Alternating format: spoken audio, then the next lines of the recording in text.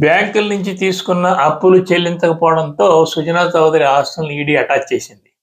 ఆయన lookout notice కూడా ఇచ్చింది. ఆయన ఇప్పుడు విదేశాలకు వెళ్ళడానికి కూడా అవకాశం లేదు.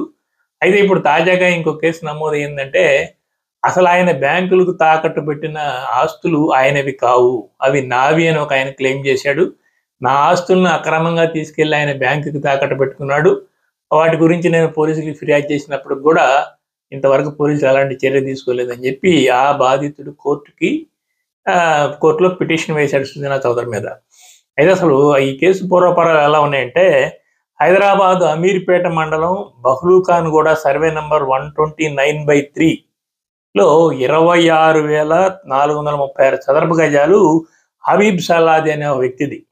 ఆయన తన భూమిని 2013లో వోల్టాస్తో ఒక లీజు అగ్రిమెంట్కి వచ్చాడు. ఆయన అందులో కూడా భాగస్తుడు. ఆ వోల్టాస్ వాళ్ళు ఆయన ప్రమేయం లేకుండా దీన్ని వర్మ రియల్టర్స్కి అప్పగించారు. వర్మ రియల్టర్స్ వాళ్ళు సుజనా చౌదరి